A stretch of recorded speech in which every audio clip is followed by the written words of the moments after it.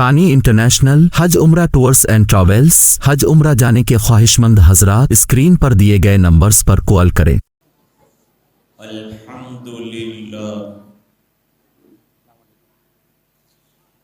الحمدللہ وکفی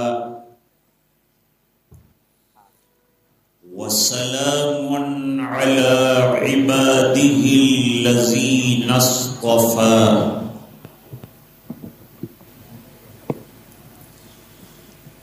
خصوصاً على أفضلهم وخاتم النبيين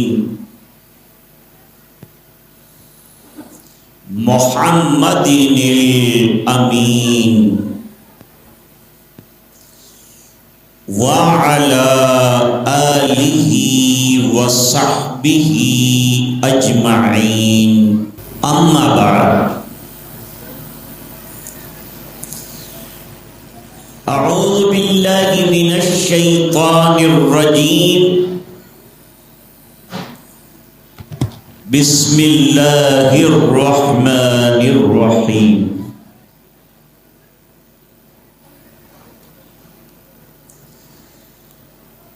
ربنا وابعث فیہم رسولا من انفسہم یتلو علیہم آیاتک ویعلمہم الکتاب والحکمت ویزکیہم انک انت العزیز الحکیم۔ صدق اللہ العظیم۔ اللہم صلی علی سیدنا محمد وعلی آل سیدنا محمد وبارک وسلم۔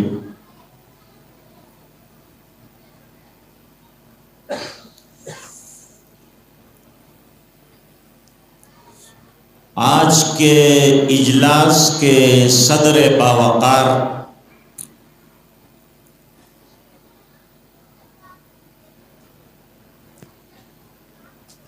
ہم سب کے محترم اور معزز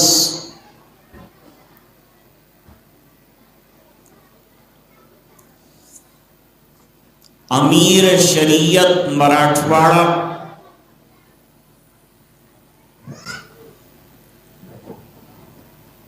حضرت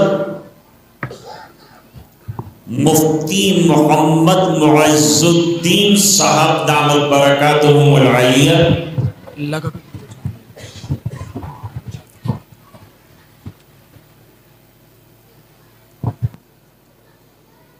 دیگر شہنشین پر تشریف فرما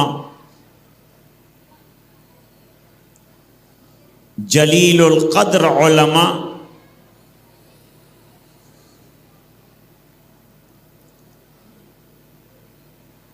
میرے سامنے بیٹھے ہوئے حفاظ علماء اور حاضرین مجلس، خواتین و حضرات،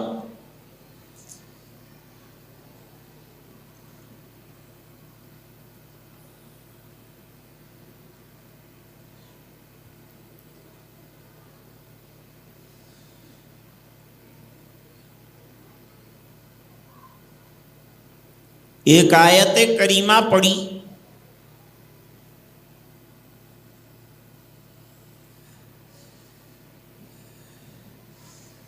جس میں حضرت ابراہیم علیہ السلام کی دعا کا ذکر ہے۔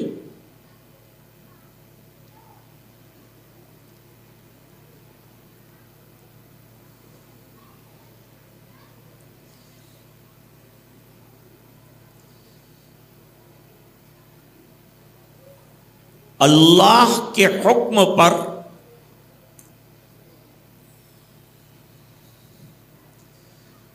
حضرت ابراہیم علیہ السلام نے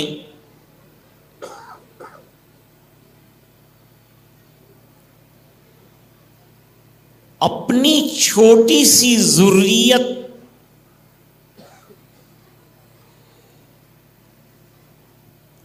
یعنی بیوی ہاجرہ اور بیٹا اسماعیل جو شیر خوار تھا،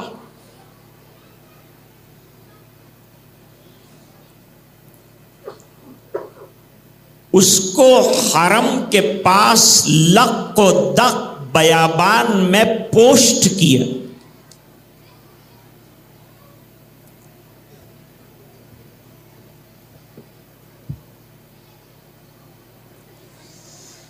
پوسٹ کر دینے کے بعد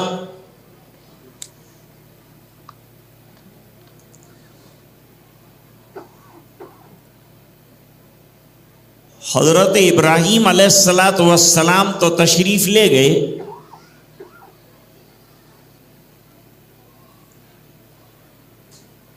لیکن یہ ذریت آگے جا کے ایک نسل بنے گی،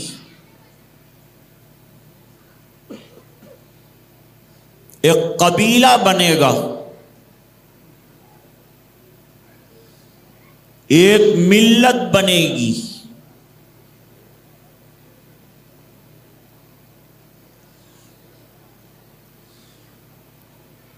تو کیا اسی طرح سے زندگی گزاریں گے کہ کھائیں گے، پیئیں گے، رہیں گے، بسیں گے؟ یہ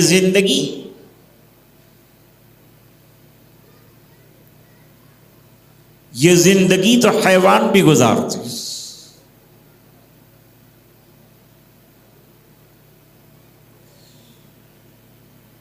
نبیوں کی فکر کیا ہوتی؟ انبیاء کرام کس فکر کو لے کر دنیا میں آتے ہیں؟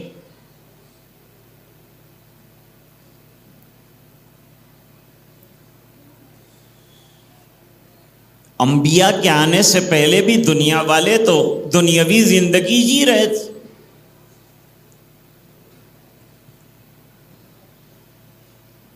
لیکن دنیا میں اتنے ڈوب گئے تھے کہ دنیا کے پیدا کرنے والے کو بھول گئے، اپنے خالق اور مالک سے غافل ہوئے۔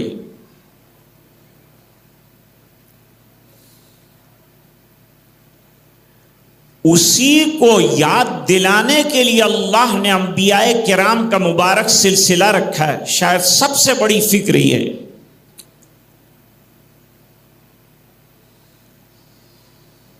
کہ انسان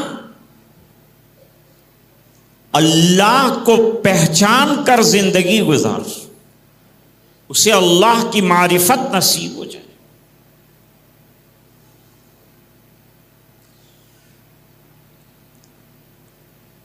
بندوں میں سب سے زیادہ معرفت انبیاء کو، اللہ کی پہچان سب سے زیادہ نبیوں کو۔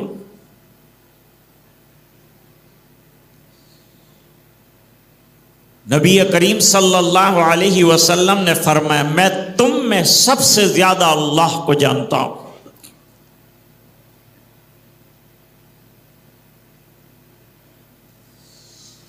بندوں کے درمیان اور اللہ کے درمیان جو کنیکشن ٹوٹ جاتا ہے یا کمزور ہو جاتا ہے، اس کو اسٹرانگ بنانے کے لیے اللہ تعالیٰ نبیوں کو بھی۔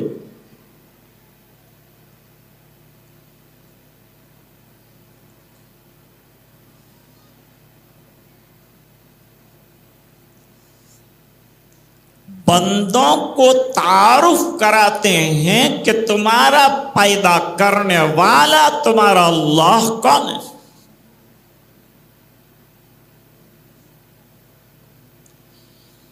بس اسی معرفت کا نام دین ہے۔ فرمایا وَمَا خَلَقْتُ الْجِنَّ وَالْإِنسَ إِلَّا لِيَعْبُدُونَ۔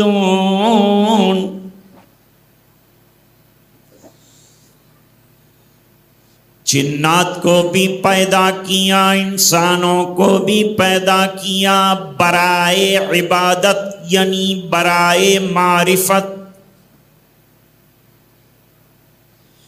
یعبدون کی تفسیر یعرفون کے ساتھ۔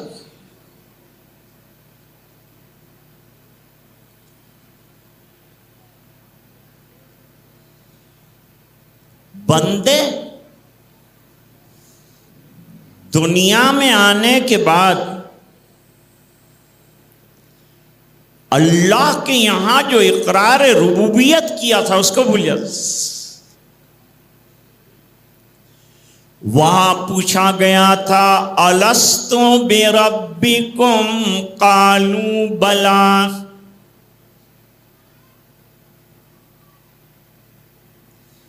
لوگ کہتے ہیں مولانا یہ بلا ہمارا پیچھا نہیں چھوڑ۔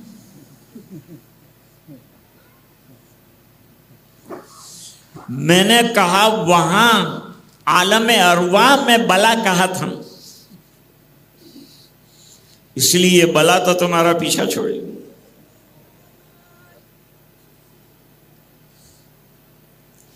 وہاں اقرار کر کے آئے تھے کہ تیرے علاوہ کسی کو رب نہیں مانیں گے۔ دنیا میں آئے تو اسباب کو ارباب کا درجہ دے دیا، کہیں دکان کو رب مان لیا، کہیں مکان کو رب مان لیا، کہیں دولت کو رب مان لیا۔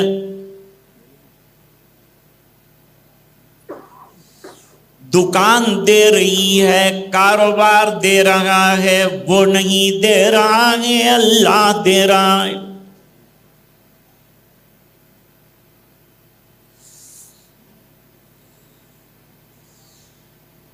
بندہ بندوں سے مانگنے کے بجائے اللہ سے لینے والا بن جائے۔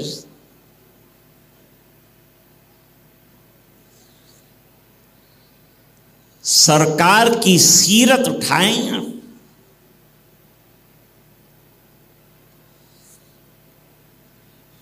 فرمایا ایھا المزمل قم اللیل الا قلیلا نصفه او انقص منه قلیلا او زد علیہ ورتل القرآن ترتیلا اِنَّا سَنُلْقِي عَلَيْكَ قَوْلًا ثَقِيلًا إِنَّ نَاشِئَةَ اللَّيْلِ هِيَ أَشَدُّ وَطْئًا وَأَقْوَمُ قِيلًا إِنَّ لَكَ فِي النَّهَارِ سَبْحًا طَوِيلًا۔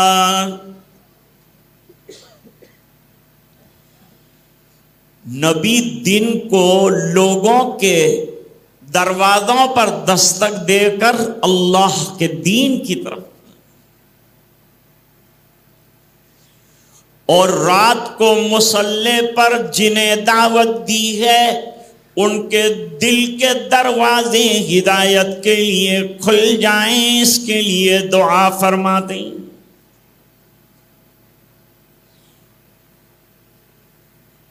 دعوت کے کام میں دل کے دروازے پہ دستک دینی۔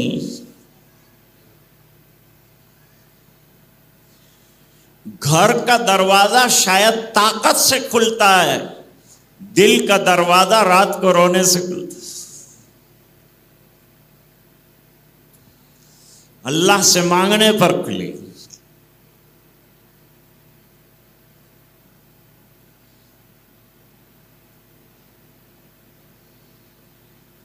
تو نبیوں کا کام یہ ہے کہ اللہ کے بندوں سے اللہ سے ملانا۔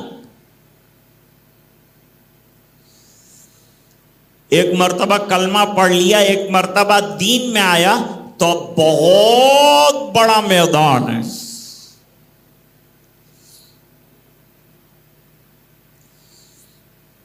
جیسے یہ جامع مسجد ہے، چھوٹے دروازے سے اندر داخل ہوئے تو پتا چلا اندر بہت بڑا میدان، بہت بڑی مسجد ہے. اس طرح سے کلمہ پڑھ کے داخل ہوگا تو پتا چلے گا تو یہ تو گل و گلزار ہے. یہاں نمازیں بھی ہے، یہاں روزے بھی ہے، یہاں زکوٰۃ بھی ہے، یہاں قرآن بھی ہے، یہاں سرکار بھی ہے، یہاں سیرت بھی ہے، یہاں سورت بھی، سب ہیں یہاں. اب اندر آنے کے بعد کیا دین کیا ہے؟ اندر آنے کے بعد دین نام ہے اتباع کا. کلمہ پڑھ کر آپ نے اتباع کا اقرار کر لیا. ان الدین عند اللہ الاسلام. اسلام کے کیا معنی؟ اپنے آپ کو کمپلیٹلی اللہ کے حوالے کر دینا. نو آرگیومنٹ، نو کمپلین.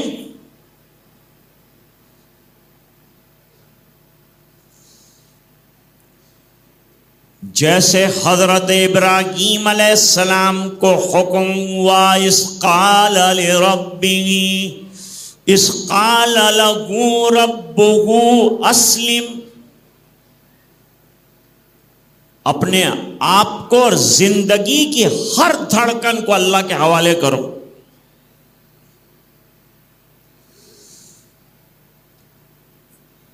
تو نبی سرنڈر ہو گئی. کیا کہا؟ قال اسلمت لرب العالمین.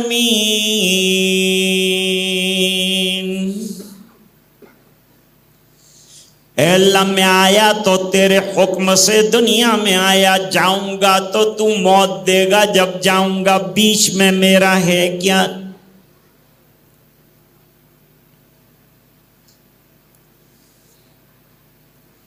انسان جب پیدا ہوتا ہے تو پیدا ہونے سے پہلے رحم مادر میں ہوتا ہے، قابل رحم ہوتا ہے، اس لیے رحم. تو پیدا ہونے سے پہلے مرحوم ہے.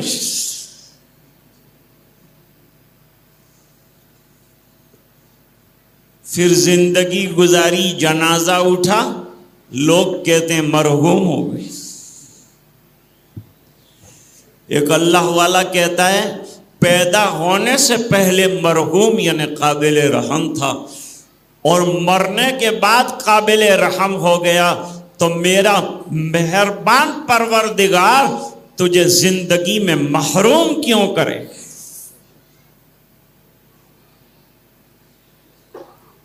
تو زندگی میں بھی تجھے مرحوم کرنے کے لیے دین کا گنجینہ دیا. ہم کیا سمجھے کہ خالی نماز پڑھ لی ہو گیا؟ حکیم الامت حضرت مولانا اشرف علی صاحب تھانوی رحمۃ اللہ علیہ کسی جگہ گئے، کچھ حضرات ملے، ملاقات ہوئی.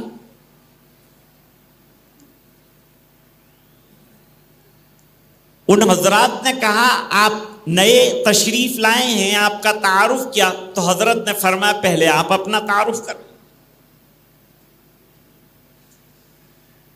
کسی نے کہا میں حاجی فلان، کسی نے کہا میں حاجی فلان، کسی نے کہا میں حاجی فلان. کہا ہم نے تو تعارف کرا دیا، اب اپنا تعارف کرائیے. کہا میرا نام نمازی اشرف علی. کہا یہ نمازی کیا ہوا؟ فرمایا وہ حاجی کیا ہوا؟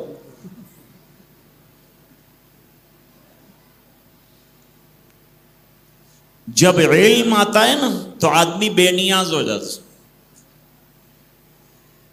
دین آنے کے بعد، علم دین آنے کے بعد آدمی میں شان بے نیازی پیدا ہو جاتی ہے. اللہ نے اتنی بڑی دولت اس کو دی ہوتی ہے کہ اس کے سامنے دنیا کی دولت ہیچ ہے.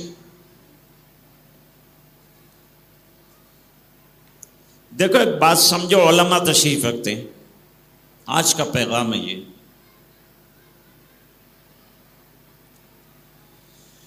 اس وقت ملک میں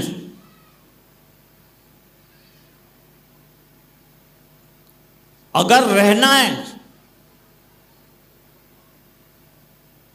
دو چیزوں کی بہت ضرورت ہے.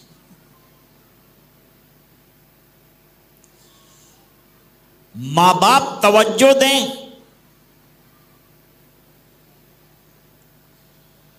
یہ دو چیزیں کرنی پڑے گی تو ہماری نسلیں باقی رہیں گی ایمان پر.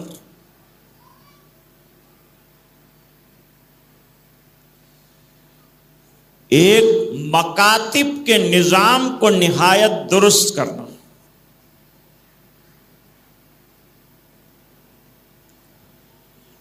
نمبر دو اپنے ایمان کی حفاظت کرنا. اس کو پریفرنس دینا پڑے گا. ہم لوگ بہت غافل ہیں، کچھ پڑی نہیں ہے ہم کو.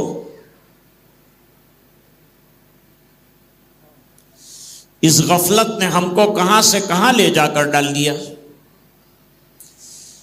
کتنے پسماندہ ہو گئے ہم لوگ.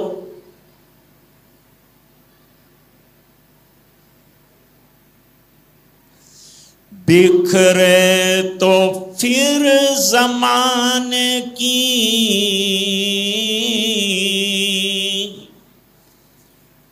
ٹھوکر میں آ گئے.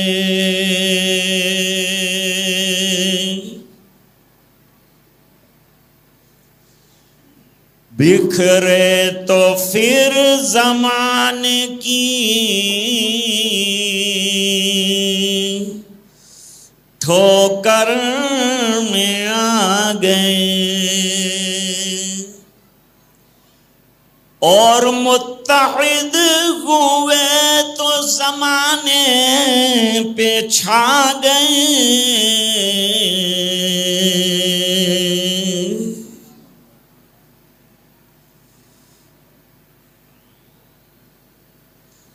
آج تو دنیا ہم کو مٹانے پر لگی. مسلمان ہوش میں نہیں ہے.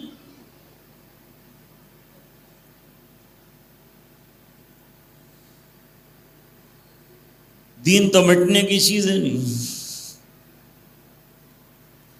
میرے آپ کے ہاتھ میں ہوتا تو یہ دین کب سے ختم گیا ہے. لیکن یہ دین کی لگام اللہ نے اپنے ہاتھ میں رکھی ہے، اس بنا پر یہ مٹتا نہیں. جو مٹانے کی کوشش کرنے والے تھے وہ ختم ہوئی، دین باقی اور دین باقی رہے.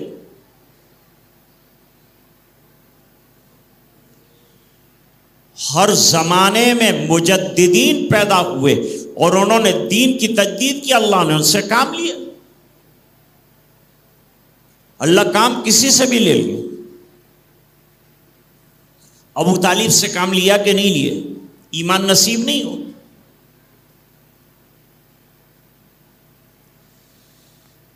یہ دین مصطفیٰ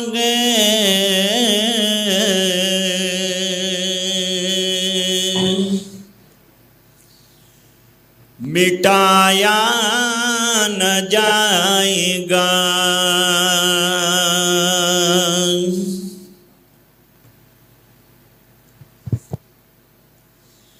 یہ دین مصطفیٰ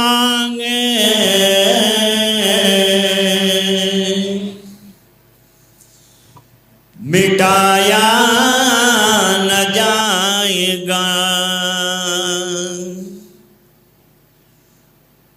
اور دنیا سے یہ چراغ بجھایا نہ جائے گا.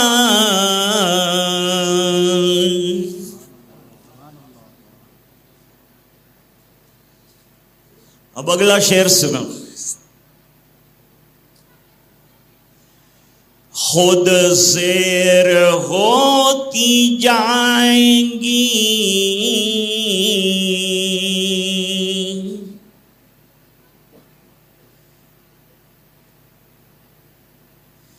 یہ تیز آندیاں،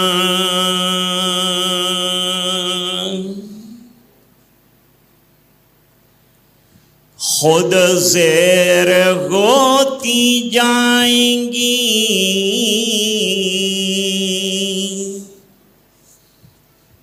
یہ موزور آندیاں،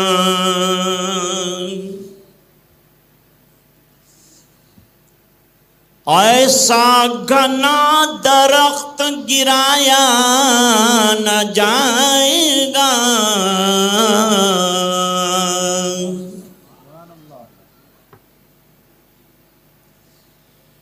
تو یہ دین تو چلتا رہے۔ قرآن کریم نے اعلان کر دیا، فرمایا اِنَّا نَحْنُ نَزَّلْنَا الذِّكْرَ وَإِنَّا لَهُ لَحَافِظُونَ۔ قرآن اتارا ہے ہم نے، دستور اتارا ہے ہم نے، اور حفاظت بھی ہم ہی کرنے والے ہیں۔ حفاظت کا پہلو یہ ہوگا کہ تمہارے ننھے بچوں کے سینے میں قرآن کریم اتار کر ہمارے قرآن کی حفاظت کریں۔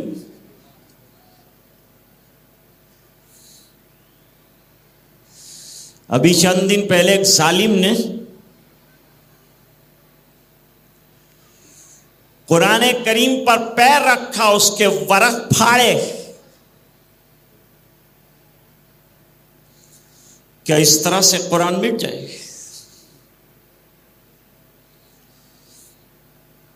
کیا یہ بے عزتی جو کی قرآن کریم کی، یہ کوئی پہلا واقعہ ہے؟ اس سے پہلے جب قرآن کریم کی بے حرمتی کی گئی اور دنیا میں اس کے بعد جائزہ لیا گیا تو قرآن کے پڑھنے والوں میں اضافہ ہو۔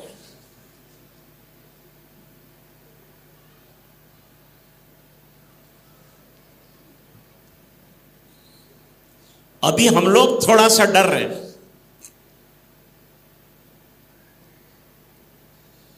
ہمارے لڑکے مرتد ہو رہے ہیں، لڑکیاں غیروں کے ساتھ چلی جا رہی، کیوں؟ کیا وجہ ہے جانتے ہو؟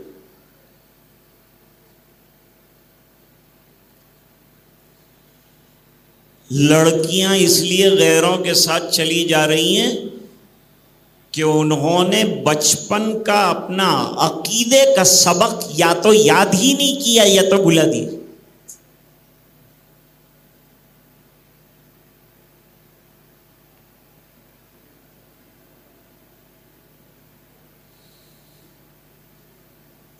اچھا، آپ میری بات سے نا امید ہوئے؟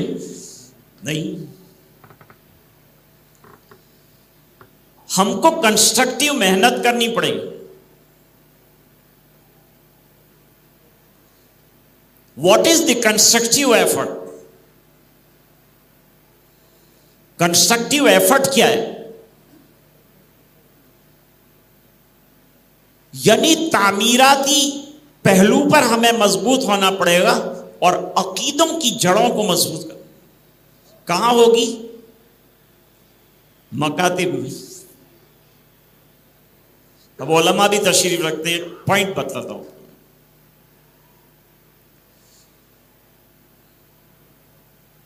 ابھی بچے آئے تھے، انہوں نے قرآن کریم کی حقانیت اور قرآن کریم آج بھی بہت بڑی کتاب ہدایت ہے، اس پر دلائل دیے۔ اب بچے مکتب میں یہ پڑھیں گے تو انشاءاللہ آگے جا کر قرآن کی عظمت ان کے دلوں میں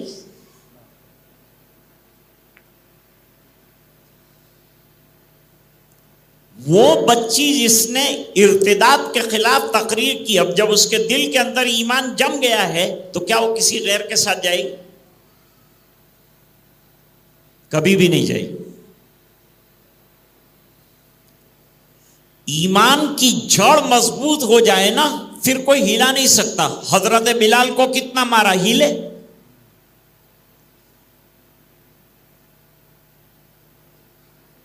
ابھی وہ بچی نے صہیب رومی رضی اللہ تعالیٰ عنہ کا تذکرہ کیا۔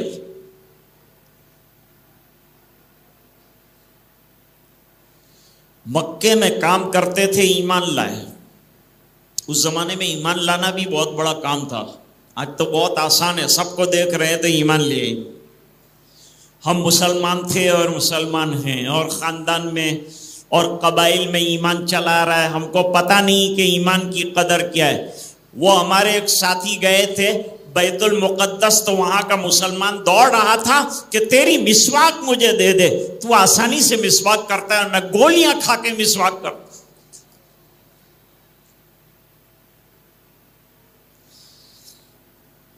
جہاں سر کٹ رہے ہیں ایمان پر, جہاں بمباریاں ہو رہی, جہاں معصوموں کی لاشیں پڑ رہی, تعجب ہے کہ حج کے خطبے میں اس کا تذکرہ نہیں آیا. اس وقت دنیا کا سب سے بڑا ایشو یہ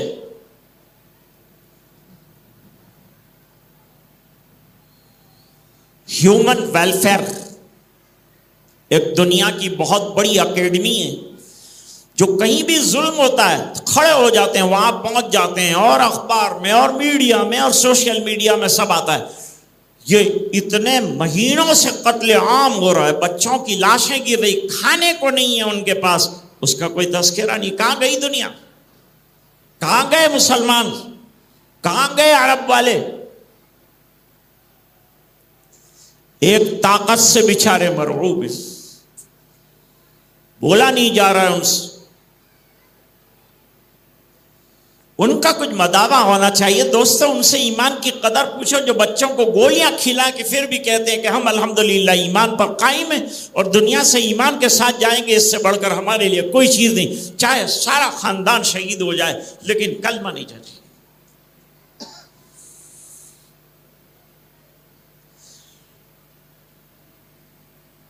ارتداد کو روکنے کے لیے سب سے زیادہ مکاتب کی اہمیت ہے, کیونکہ مکتب میں سب سے پہلے جو ہے کلمہ اور عقیدوں کی مضبوطی کے ساتھ قرآن پڑھایا جائے.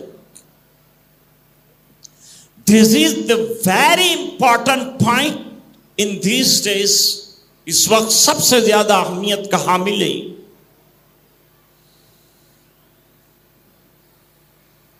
لوگ کہتے ہیں دیش بچاؤ, میں کہتا ہوں ایمان بچاؤ.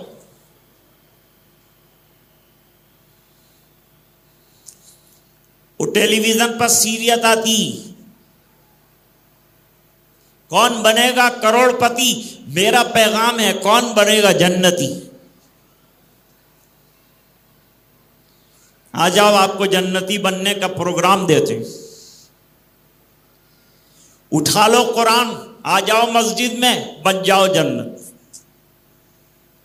اپنے ایمان کی خبر لو. اللہ فرماتے ہیں یا ایھا الذین آمنوا قوا انفسکم واہلیکم نارا.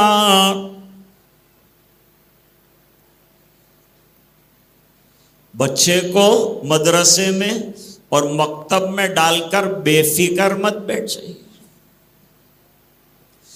جب آپ کا بچہ گھر آئے نا تو مکتب میں کیا پڑھ کے آیا ذرا سبق سنیے, اس کو لے کے بیٹھیے, خود بھی نمازوں کی پابندی کیجیے, بچوں کو بھی نماز پڑھیے.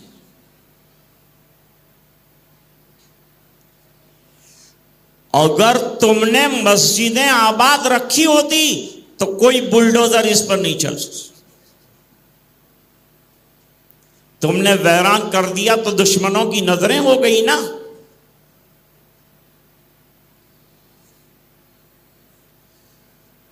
لڑکا مرتد ہو گیا, لڑکی کے ساتھ چلا گیا, کیونکہ کیا وجہ ہوئی؟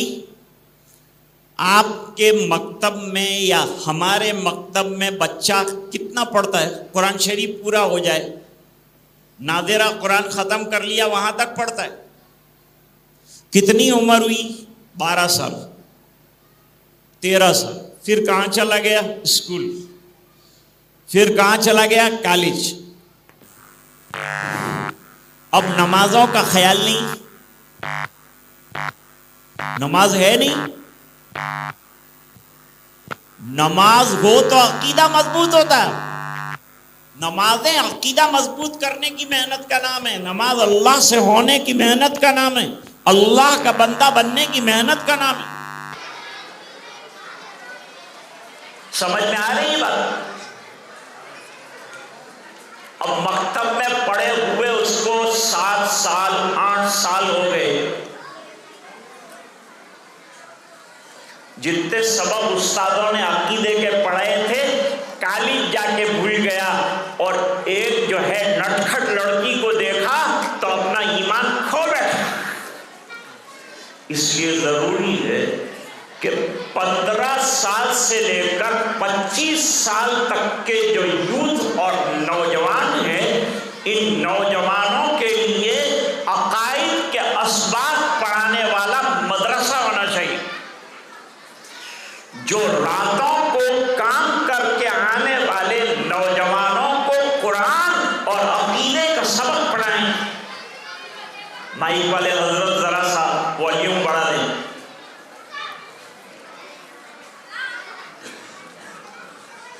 تو ایک بات تو یہ ہے، آپ کے بات سمجھ میں آ رہی ہے نا؟ عام تقریر نہیں کر رہا ہوں میں، جو دل کا درد ہے وہ آپ کے سامنے رکھ رہا ہوں، پیچھے حضرت مفتی صاحب بیٹھے ہیں، کوئی بھی غلط بات کروں گا میری گرفت کی جائے،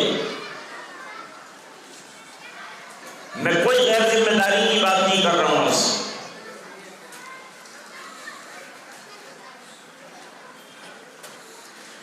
ہاں تو میں کہہ رہا تھا کہ الحمدللہ یہ لڑکیاں جو چلی جا رہی ہیں، ابتدا 10 گئی، 12 گئی، 20 گئی، بیچارے علماء اور شہر کے جو فکر مند لوگ ہیں وہ محنت کرتے ہیں اور محنت کر کے ان کو واپس لاتے ہیں، ٹھیک ہے، لاتے ہیں، اچھی بات ہے۔ مسلمان فکر میں ہے یہ مرتد ہو گئی لڑکیاں، یہ لڑکا چلا گیا، اسلام کا کیا نقصان ہے؟ 40 گئی ہے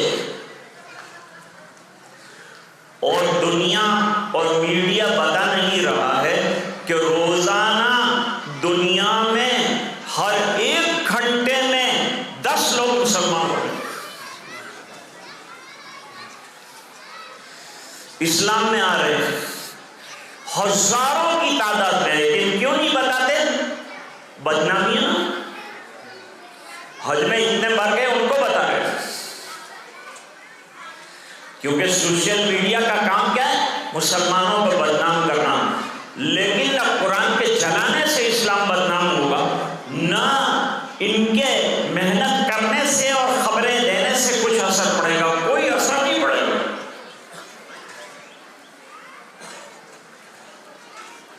نعیم اختر خاتمی برہان پوری نے ایک اچھا شعر ہے،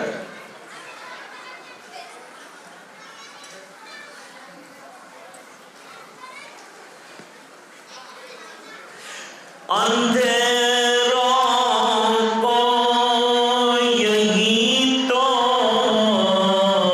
کھل رہا ہے،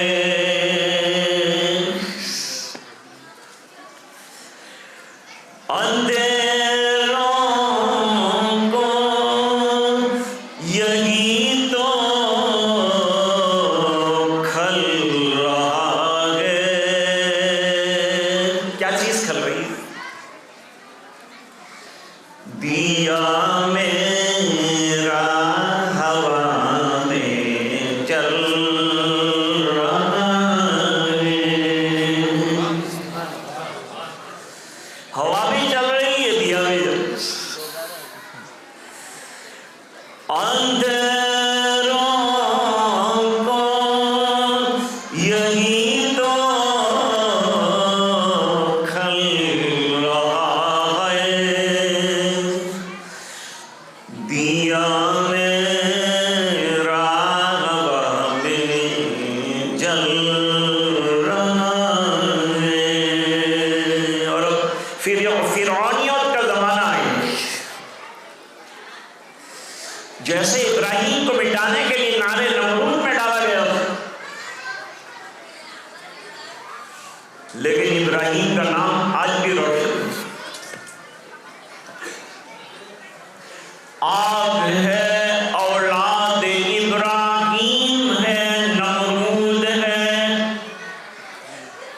سن رہے علماء؟ آگ ہے اولاد ابراہیم ہے نمرود ہے، کیا کسی کو پھر کسی کا امتحان مقصود ہے؟ ہم لوگ امتحان کے دور سے گزر رہے ہیں، اپنے ایمان کے چراغ کو جلا کے اپنی اولاد کو 2 ایجوکیشن دینا ہے، دنیا کا ایجوکیشن بھی دیجیے، دین کا ایجوکیشن بھی دیجیے، لیکن دین اتنا پاورفل دیجیے کہ دنیا میں جائے تو اس کا دین کا چراغ بجھنا نہیں، کوئی اس کو بگاڑ نہیں سکتا۔ اکبر الہ آبادی کہتے ہیں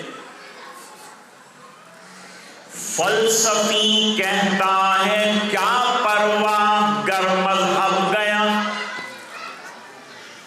لوگوں کو تو دین کی پڑھی نہیں ہے نا۔ فلسفی کہتا ہے کیا پرواہ گر مذہب گیا،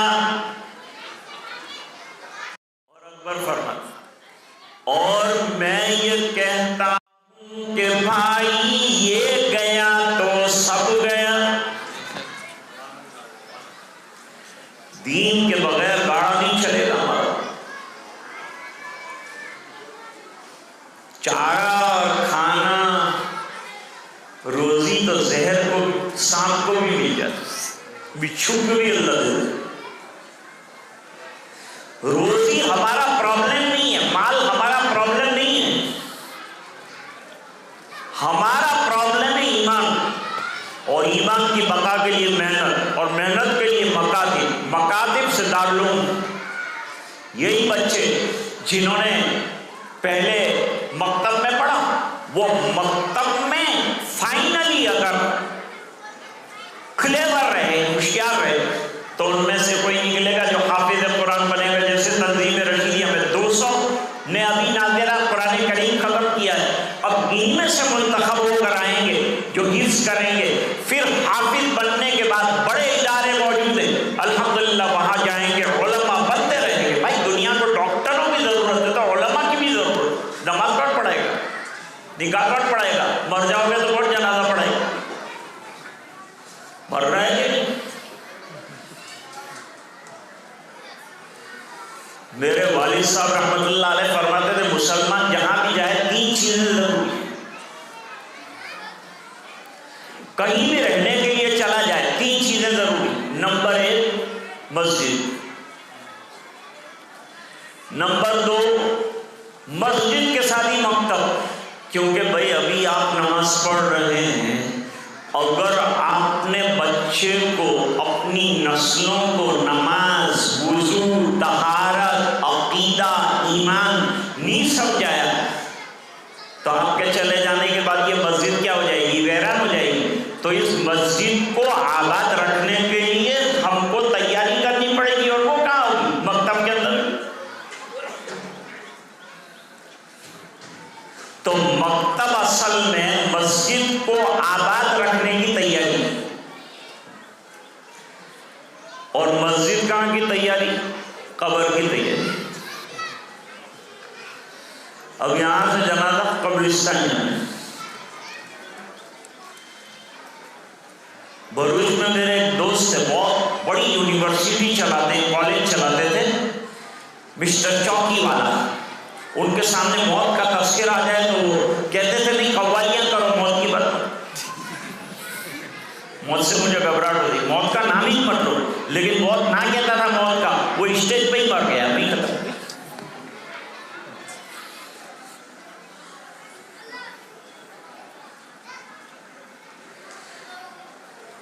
ایک دن مرنا گیا پھر موت ہے، کر لیں جو کرنا گیا پھر موت ہے۔ تو 3 کام ہمیشہ اپنے سامنے، ایمان کی بقا کے ساتھ گئے قبرستان تو کام کا ہے، بیڑا پار ہے، اور اگر ایمان نہ رہا تو خاک ہو جائیں، کچھ بھی نہیں رہے۔ تو میں ایک اور شعر آپ کو سنانا چاہتا تھا کہ گورنمنٹ آئی ہے 3 جو ہے ٹرم ہو گئی، فلاں ہوا، اب مسلمان گھبرا رہا، کیا ہوگا؟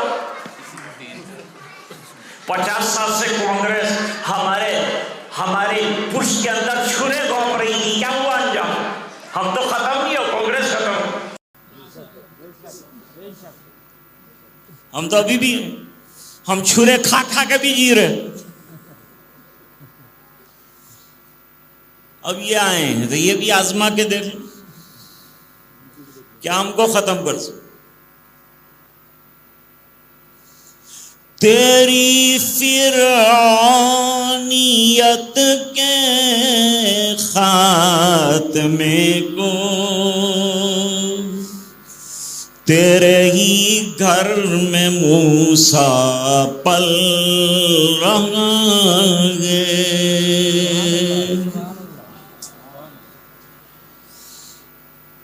اللہ تعالیٰ وقت پر سب چیزوں کا انتظام کر. ہم کسی پارٹی کے اور کسی لیڈر کے اور کسی نیتا کے رحم و کرم پر نہیں ہے، ہمارا نظام اللہ کے ساتھ. پارٹیاں ہماری محتاج ہو سکتی، ہم پارٹیوں کے محتاج نہیں. یہ بات الگ ہے کہ اتحاد نہ آ سکا، یہ کمزوری اور آنا مشکل بھی ہے. تو میں عرض کر رہا تھا کہ حضرات انبیاء کی سب سے بڑی فکر یہ ہوتی ہے کہ آنے والی نسلیں تو آئیں گی لیکن ان میں ایمان کا چرچا ہو جائے، ان کے ایمان کی حفاظت ہو جائے، ورنہ حیوانوں کی طرح زندگی گزاریں.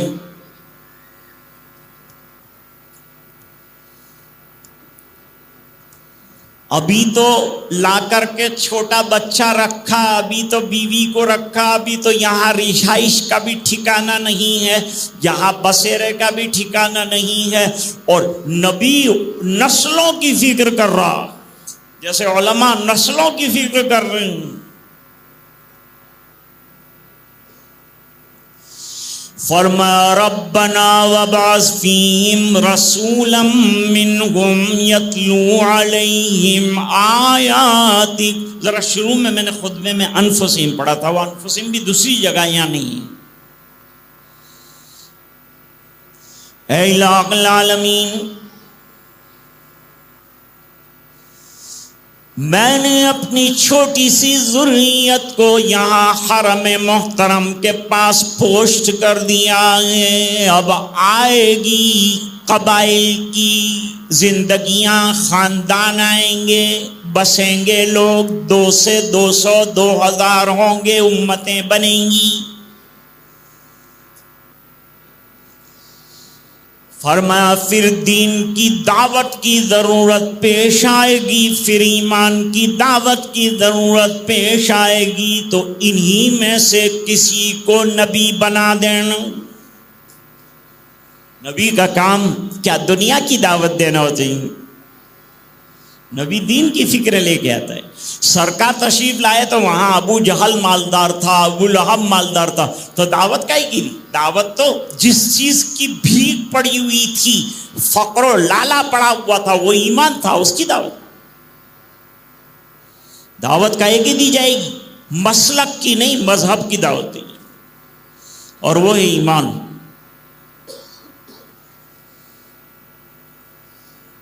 اب نبی کے مشن سمجھ لوگ اکثر مدرسوں میں آتے ہیں، جو پڑھے لکھے جاہل ہوتے ہیں وہ آتے ہیں،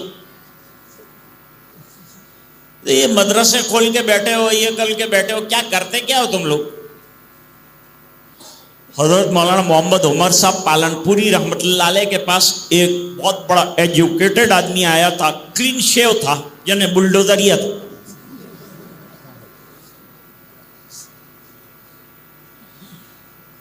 اس نے آ کے کہا اب اجتماع کرتے ہیں تو اجتماع میں کتنا خرچہ ہو جاتا ہے؟ کروڑوں روپے کا خرچہ ہو جاتا ہے، لائٹیں اور پنکھے اور ٹوائلٹ اور کھانا اور پینا اور پنڈال اور مائک اور روشنی اور کیا کیا. کروڑوں روپیہ آپ خرچ کر ڈالتے ہیں، کیا حاصل کیا ہے اس سے؟ تو ایک ہارٹ کا ہاسپٹل بناؤ، مسلمانوں کو ہاسپٹل کی ضرورت ہے، اچھا بڑا ہاسپٹل بناؤ، کروڑوں روپے جمع کر لو، اجتماع کرنے کی کیا ضرورت؟ حضرت نے جواب میں فرمایا بیٹا داڑھی رکھنا سنت ہے، تمام انبیاء کی سنت ہے۔ بڑے سادھو سنت جو ہیں ان کو آپ واٹس ایپ پر دیکھتے ہوں گے، سب کی بڑی بڑی داڑیاں ہیں، ہم ان کو داڑھی کی دعوت دیں تو پہلے سے داڑھی ہو۔ معلوم ہوا کہ ان کے دھرم میں بھی داڑھی کی اہمیت ہے۔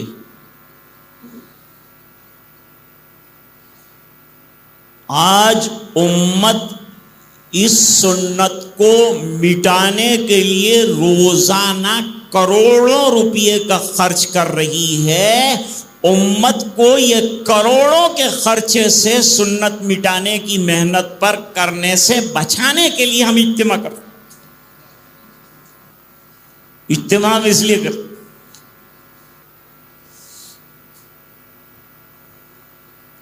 فرمایا ربنا وابعث فیہم رسولا منہم یتلو علیہم آیاتی۔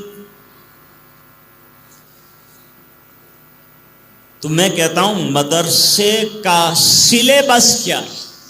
وہی سلیبس ہے جو انبیاء کرام کے 4 مشن بیان کیے گئے ہیں۔ That is the syllabus of every madrasa and every scholar and every university which teaches the deen.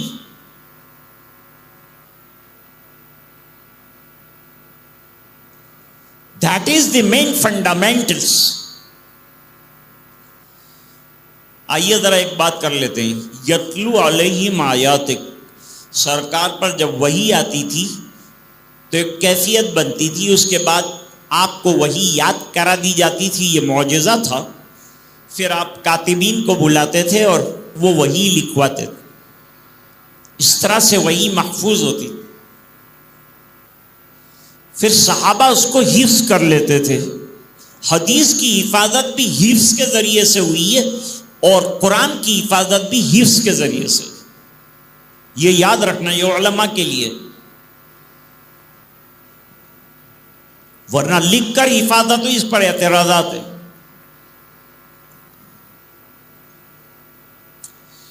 اب جو پڑھے لکھے لوگ ہیں وہ کہتے ہیں کہ مشن میں ایک مشن تلاوت آیات، یعنی قرآن کریم کی تلاوت حضور کرتے تھے اور صحابہ کو کر کے بتاتے تھے۔ آج بہت بڑی ضرورت یہ ہے کہ گھروں میں قرآن کی تلاوت کی جائے، اور تلاوت کرنے کے لیے تلاوت سیکھنا پڑے گا، اور سیکھنے کی جگہ پھر گھوم پر میں وہیں آ رہا ہوں، مکتب میں آنا پڑے گا۔ نماز میں کیا پڑھنا ہے؟ قرآن، تو قرآن سیکھے بغیر تو آتا نہیں۔ کوئی بھی چیز سیکھنی پڑتی ہے، اس کے بغیر نہیں آتا۔ کوئی اگر یوں کہے کہ بھئی میں الف بھی جانتا ہوں، با بھی جانتا ہوں، تا بھی جانتا ہوں، جوڑ کر انشاءاللہ قرآن پڑھ لوں، نہیں پڑھے گا۔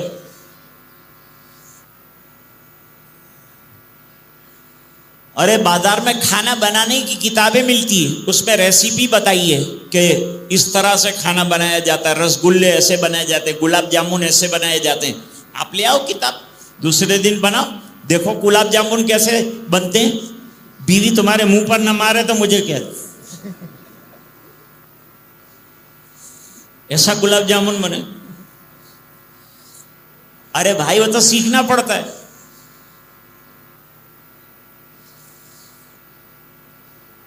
ایک مولانا صاحب تھے، ان کی بیوی بڑی نیک صالحہ تھی اور کھیر بہت اچھی بناتی تھی۔ اس کے پڑوس میں ایک گریجویٹ لڑکی رہتی تھی جو صبح میں بائک لے کر آفس میں چلی جاتی، شادی والی تھی۔ شوہر نے کہا یار تو چلی جاتی، ایک دن کھیر تو بنا۔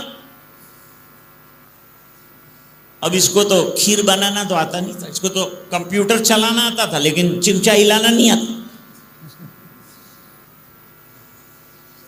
یہ گئی مولانا کی بیوی کے پاس، آپا جان کھیر کیسے بنا؟ تو آپا جان نے کہا کہ پہلے تو یہ دودھ لیا جاتا ہے۔ کہا وہ تو میرے کو آتا ہے۔ کہا پھر اس کے اندر چاول بھگو کر چھوڑ دیے جاتے ہیں۔ کہا یہ تو میرے کو معلوم۔ اس کے بعد جو ہے چاشنی ڈالی جاتی ہے اندر۔ کہا یہ بھی میرے کو آتا ہے. اس کے بعد اس کے اندر چمچ ہلایا جاتا. دنیا کا بڑا کارنامہ موجودہ دور میں چمچ ہلانا ہے. اور اپنے ڈیکچے میں لوگ چمچ کم ہلاتے ہیں, دوسروں کے چمچے بننے میں بڑا شوق ہوتا.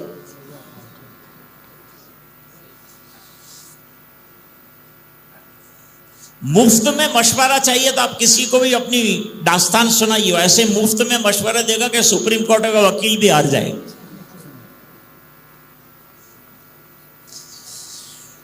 ابھی جو ہے یہ سب بتا دیا تو گریجویٹ پڑھی لکھی لڑکی ذرا اپنی اکڑ میں ہوتی ہے, اس کے پاس سرٹیفکیٹ ہوتا ہے, سب آتا ہے مجھے تو یہ بھی سب آتا ہے, آپا جان میرے کو تو یہ بھی سب آتا ہے.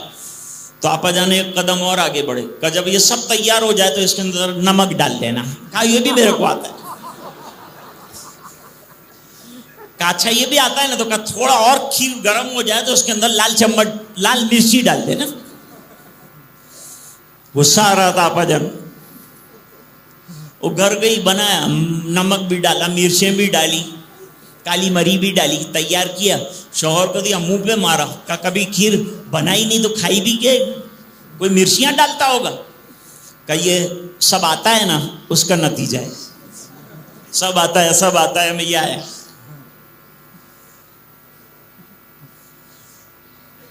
اب جو پڑھے لکھے ہیں وہ کیا کہتے ہیں, مولانا قرآن سمجھ میں تو آتا نہیں ہے, پڑھ کے کیا کریں.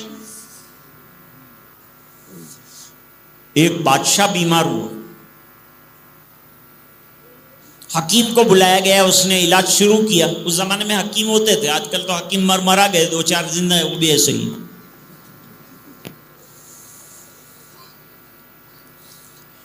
ابھی جو ہے وہ حکیم صاحب نے علاج شروع کیا تو کسی نے بادشاہ کو کہا کہ فلان جگہ ایک بزرگ بیٹھتے ہیں, ان کا دم درود بھی کر لو, وہ بھی کر لو, یہ بھی کر لو, کیا فرق پڑتا ہے. تو دم والے فقیر صاحب کو بلایا.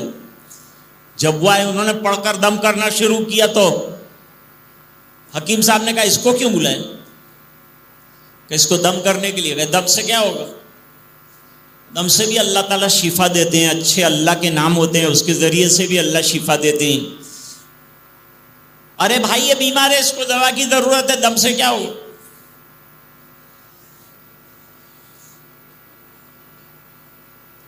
نکالو کہا اس کو. فقیر نے کہا کہ یہ حکیم جو ہے نا وہ گدھا ہے. اب جو ہے حکیم واقعی گدھا ہو گیا, بہت اچھلا, بہت کودا. ارے میری بے عزتی کر دی, بادشاہ کے سامنے مجھے گدھا کہا. اور فقیر نے کہا میرے گدھا کہنے سے تیرے کو دم نکلی ہے کیا, تو اچھا خاصا انسان ہے, پھر اچھل کیوں رہا. نہیں کہا تم نے میری بے عزتی کہ تم کو معافی مانگنی پڑے گی, یہ کرنا پڑے گا, وہ کرنا پڑے گا. آج کل تو یہ ہے نا, دھکا دو کسی کو, 2-4 تماچے مارو, پھر سوری کہہ دو, ختم.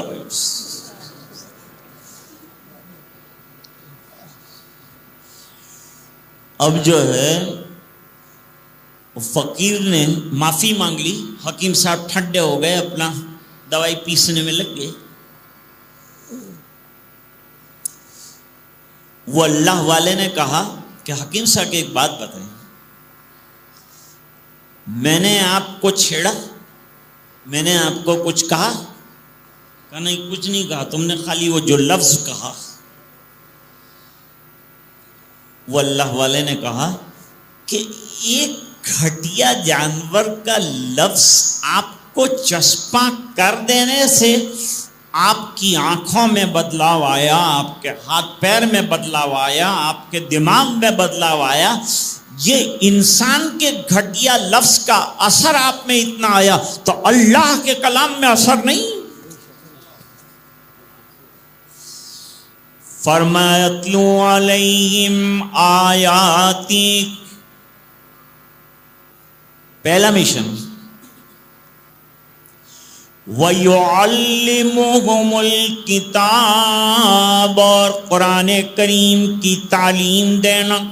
دوسرا مشن, مکتب میں کیا ہوتا ہے, قرآن کریم کی تعلیم مین چیز ہے. وَالْحِکْمَةَ, اور احکام سکھاتے ہیں, نماز کا, کیا طریقہ ہے وضو کا، کیا طریقہ ہے طہارت کا، کیا طریقہ ہے حدث اصغر کیا ہے، حدث اکبر کیا ہے، غسل کیسے کرتے ہیں، وضو کے فرائض کیا ہیں. کتنے اللہ کے بندے ایسے جن کو وضو کے فرائض نہیں معلوم، کتنے اللہ کے بندے ایسے جن کو کلمہ نہیں معلوم. ہمارے راندیر سے ایک جماعت گئی تھی کسی گاؤں کے اندر، اچھا انتظام تھا، مسجد بہت شاندار تھی، سخت گرمی تھی، جیسے ابھی گرمی، سخت گرمی کے اندر جو ہے راندیر کے امیر صاحب جماعت لے کر گئے، مسجد میں گئے، چپ چپ چپ چپ جتنے پنکھے تھے سب چالو کر، آرام سے لمبے ہو گئے، سو گئے. ٹائم نہیں تھا نماز کو، تو آرام کا ٹائم تھا، سو گئے. تو مؤذن جو ہے وہ سیدھا گیا متولی صاحب کے پاس کہ حضرت اپنے بل کا کیا ہوگا، وہ کوئی جماعت آئی ہے، انہوں نے سب پنکھے آن کر دیے، ابھی 11 بجے ہیں، یہ تو 1 بجے تک چلائیں گے، بل کا کیا ہوگا. متولی گرم ہوا، ریز ہوا اور سیدھا مسجد میں آئے. ارے بھائی یہ کون سی جماعت ہے؟ انہوں نے کہا ہم لوگ راندیر سے آئے. امیر کون ہے؟ کہ میں ہوں. پنکھے کیوں چلائے؟ کہا تم کو پنکھوں کی پڑی ہے، ادھر آؤ، تیسرا کلمہ سناؤ. اس کو پہلا کلمہ بھی یاد نہیں. کہ تم کو پنکھوں کی سوئچوں کی پڑی ہے اور بلوں کی پڑی ہے، لوگوں کے ایمان کا ٹھکانہ نہیں، کلمہ پڑھنا نہیں آتا لوگوں کو.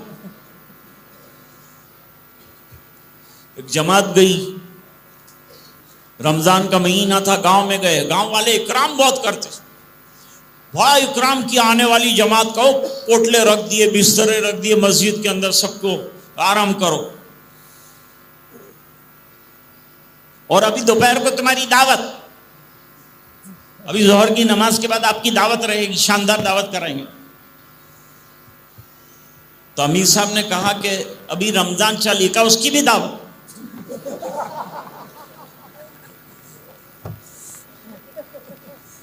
تو آج امت کا یہ حال، میں رو رہا ہوں، میرا دل رو رہا ہے. لوگ کہیں قرآن پہ اعتراض کرتے ہیں، کہیں علماء پہ اعتراض کرتے ہیں، یہ ملا نے کیا کر رہے ہیں، یہ جو کر رہے ہیں نا اس سے تو تمہاری نسلیں بچی ہوئی ہے، اور تم اس لائق بنو گے کہ کل اللہ کے دربار میں کھڑے ہوں گے اور اللہ تعالیٰ پوچھیں گے کیا کر کے آیا، تو کہے گا کہ مکتب میں بچوں کو پڑھایا تھا، وہ نماز پڑھنے والے بن گئے، ہو سکتا ہے نجات ہو جائے. ابھی تو مشن پر گفتگو باقی ہے، لیکن 4 مشن ہیں نبی کے: تلاوت آیات، تعلیم قرآن، احکام کا سکھانا اور عقائد کا درست کرنا. یہ 4 چیزیں ہیں، یاد رہے گی آپ کو. یہی مدارس میں ہوتا ہے، دوسرا کچھ بھی نہیں ہوتا. اللہ تعالیٰ اس مکتب کو بھی اور اس کے زیر نگرانی جو چل رہا نظام، اس کو بھی عافیت کے ساتھ برقرار رکھے، جاری رکھے اور کامیاب رکھے. اور جو حضرات جس طرح سے اس کا تعاون کر رہے ہیں، ابھی تعاون کی مقدار بہت کم ہے، اس کو بڑھائیے اور ہر مکتب میں ہزاروں کے اعتبار سے روپیے پہنچائیے. یہ امت غریب نہیں ہے، اللہ نے بہت مال دیا ہے اور دینے سے کم نہیں ہوتا، یہ یقین رکھ کر دیجیے. انشاءاللہ اللہ تعالیٰ برکتیں عطا فرمائیں گے، ہماری نسلیں پڑھیں گی. گاؤں گاؤں کے اندر مکتب ہو، کوئی بچہ نہ دینی تعلیم سے محروم رہے نہ دنیاوی تعلیم سے محروم رہے. ہمیں ایجوکیٹڈ بنانا ہے اپنے بچوں کو، دین اتنا مضبوط کرنا ہے کہ کوئی وکیل کالر پکڑ کر آپ کو دین کا سوال کرے تو آپ کو جواب آنا چاہیے. بہترین آپ کسی سے جو ہے مرعوب نہ ہوں اور احساس کمتری میں مبتلا نہ ہوں. اس کا خیال رکھ کر اپنی اولاد کو پڑھائیے، اپنی نسلوں کو پڑھائیے. اللہ تعالی ہم کو دین دنیا میں کامیابی عطا فرمائے. ہم ملک کے لیے بھی دعا کرتے ہیں، اللہ تعالیٰ ملک میں انصاف پسند پارٹیوں کو رکھے اور ایسے وزراء آئیں جو ظلم نہ کریں، انصاف کا معاملہ کریں، سب کے ساتھ برابری کا معاملہ کریں اور حق والوں کو ان کا حق دیں. انہی گزارشات کے ساتھ میں ان تمام بزرگوں سے اور علماء سے معافی چاہتے ہوئے اپنی گزارشات کو ختم کرتا ہوں. وآخر دعوانا ان الحمد للہ رب العالمین.